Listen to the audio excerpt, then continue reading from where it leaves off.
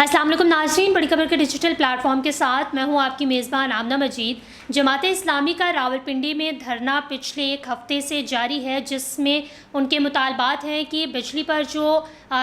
زائد ٹیکسز لگائے گئے اور جس طریقے سے ایک عام آدمی پر ان ٹیکسز کا بوجھ ڈالا گیا، ان ٹیکسز کو ختم کیا جائے، اوور بلنگ ختم کی جائے اور آئی پی پیز کا جو مسئلہ ہے اس کو فوری طور پر حل کیا جائے تاکہ ایک عام آدمی سکھ کا سانس لے اور ان تمام ٹیکسز کی مد میں جو اس پر ایک بوجھ ڈالا جا رہا ہے اس کو کم کیا جائے۔ اس حوالے سے انہوں نے پہلے ہی کہا تھا کہ پورے ملک میں وہ جو ہے وہ دھرنے کریں گے، احتجاج کریں گے تاکہ اوور بلنگ کا مسئلہ جو ہے وہ فی الفور ختم کیا جائے۔ لیکن اب مجھے لگتا ہے، اور جماعت اسلامی کے جو رہنما ہے حافظ نعیم الرحمان، وہ بھی اس چیز کا بارہا ذکر کر چکے ہیں کہ اگر حکومت سنجیدہ نہیں لیتی ان کے پروٹیسٹ کو، ان کے احتجاج کو، ان کے ساتھ جو ان کے مطالبے ہیں وہ پورے نہیں کیے جاتے، مذاکرات نہیں کیے جاتے، تو وہ ایک نئی تحریک شروع کریں گے جس کا نام انہوں نے بل نہ بھرو تحریک رکھا ہے۔ اور وہ کہتے ہیں کہ اگر حکومت ہمارے مطالبات پوری نہیں کریں گے تو ہم جو ہے وہ بل نہ بھرو تحریک فوراً سے پہلے جو ہے وہ شروع کر دیں گے، جس میں یہی ہوگا کہ ہم جو ہے وہ جتنے بھی بل آتے ہیں وہ نہ تو کوئی آدمی بھرے گا اور نہ ہی اسے بھرنے دیا جائے گا۔ امیر جماعت اسلامی حافظ نعیم الرحمان کا مزید کہنا تھا کہ انہوں نے حکومت کے ساتھ 2 مذاکراتی سیشن ان کے ہوئے ہیں۔ ایک جو کمیٹی بنائی گئی تھی، وہ حکومتی کمیٹی جو بنائی گئی تھی وہ ان کے پاس آتی تھی اور مذاکرات کرنے کی کوشش کی گئی، لیکن اب وہ مکمل طور پر غائب ہیں، نہ تو وہ نظر آتے ہیں اور نہ ہی وہ ہمیں سیریس لینے کی کوشش کر رہے ہیں۔ تو اگر اس قسم کی حالات رہے تو ہم جو ہے وہ مزید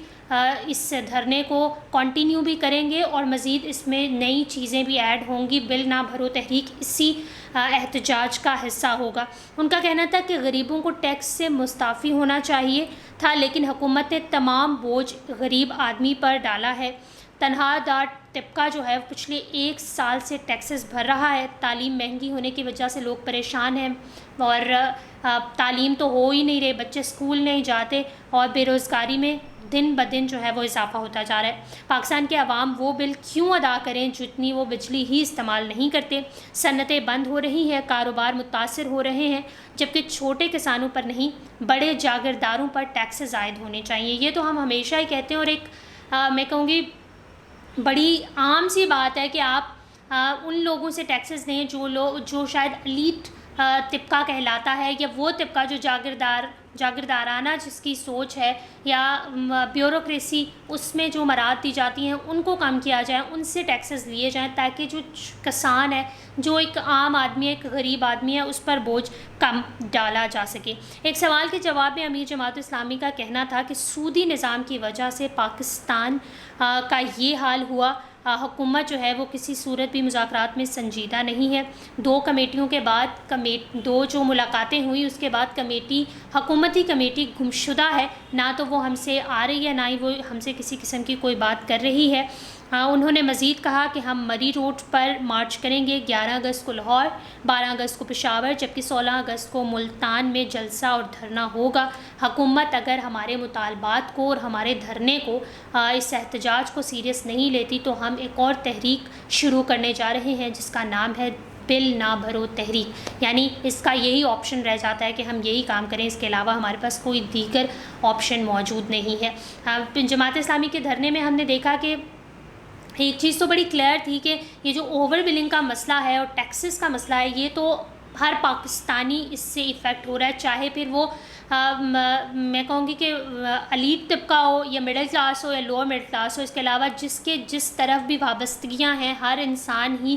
اس چیز سے افیکٹ ہو رہا ہے۔ اور حافظ نعیم الرحمان نے جب یہ دھرنا شروع کیا تھا تو انہوں نے اس چیز کی امید بھی کی تھی کہ اس چیز میں، اس دھرنے میں بے شک لوگ جو ہیں وہ آپ کو کم نظر آ رہے ہیں، لیکن جو ان کے مقاصد ہیں، جو ان کا جس چیز کو وہ لے کر آئے ہیں، جس چیز کے بارے میں وہ دھرنا کرنا چاہ رہے ہیں، ہر بندہ اس سے افیکٹ ہے اور ہر بندہ اس سے ریلیٹ کرتا ہے، چاہے پھر وہ نکلے یا نہیں نکلے۔ ویسے تو اگر دھرنے کی تازہ ترین صورتحال کی بات کی جائے تو آہستہ آہستہ اس میں لوگوں کی تعداد بڑھتی جا رہی ہے، لیکن جب تک جو ہے وہ مکمل طور پر ایک لوگ جو ہیں وہ ایک پیج پر نہیں آئیں گے، باہر نہیں آئیں گے، ان تمام معاملات کو حل نہیں کیا جا سکتا۔ اور ڈیموکریسی کا صرف یہی فائدہ ہوتا ہے کہ عوام جو ہے وہ اپنے حق کے لیے ایٹ لیسٹ کھڑی ہو سکتی ہے۔ ہمارا ملک جمہوری ملک ہے اور ہمارا قانون اتنا تو اسٹرانگ ہے، ہمارے ادارے اتنے اسٹرانگ ہیں کہ وہ اپنے لوگوں کو تحفظ فراہم کر سکتے ہیں، اور اس قسم کے جو پروٹیسٹ ہیں، احتجاج ہیں، جو ان کا رائٹ ہے، اس میں وہ کسی قسم کی روک ٹوک نہیں کر سکتے اور نہ ہی وہ کریں گے۔ سو اگر آپ لوگ اس حوالے سے کچھ کہنا چاہتے ہیں تو کامنٹ سیکشن میں ضرور کہیے گا۔ بڑی خبر کو لائک کریں، شیئر کریں، سبسکرائب کریں اور اپنی ہوسٹ آمنہ مجید کو اجازت دیجیے۔ اللہ حافظ۔